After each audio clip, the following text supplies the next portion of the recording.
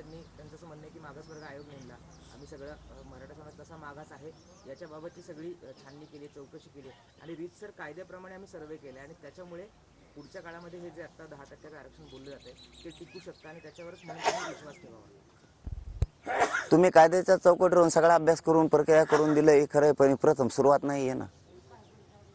ती सुरुवात असल्यावर मग ते आशावाद असतो.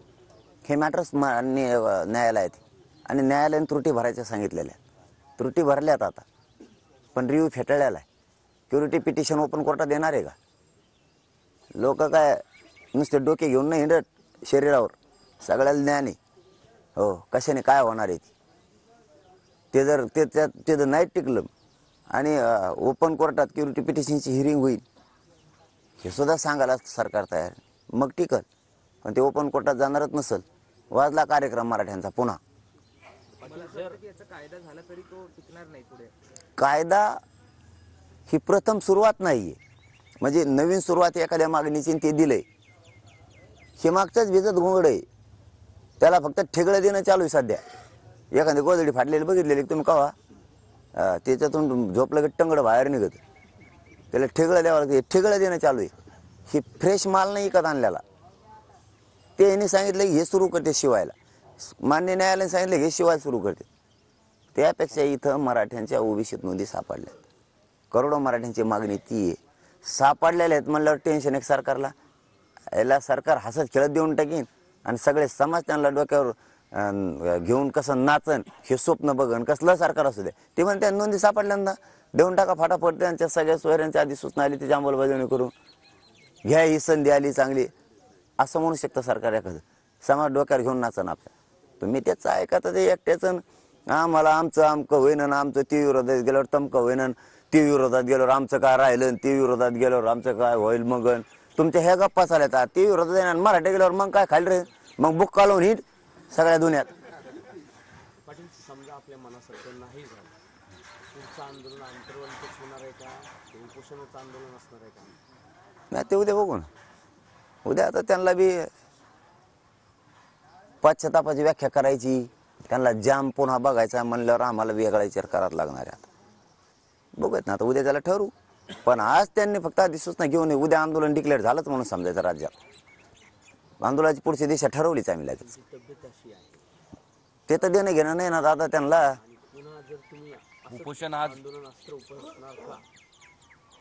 त्यांना तेच देणं घेणं नाही. राज्यातला एक नागरिक उपोषण करून मरो, आत्महत्या करतायत लोक, ते काही हो. आमच्या शेकडो बांधवांची आत्महत्या झाल्यात. किती पोरं बर्बाद होत, लाखानं पोरं सुशिक्षित झाले तरी चालन, पण मी महाच तोरा गाजविणार. असे जर सत्ताधाऱ्यांची एक रग असन अंगात, मगरुरी असेल, तर शेवटी मराठा आहे. उतरायला सुद्धा वेळ नाही लागणार. तुम्ही बघा आता आंदोलन, आता आमचा नावेला जात, आमची भात टेकले जात. आज उपोषण सुटेल कशामुळं? काय संबंध आहे उपोषण सुटायचं?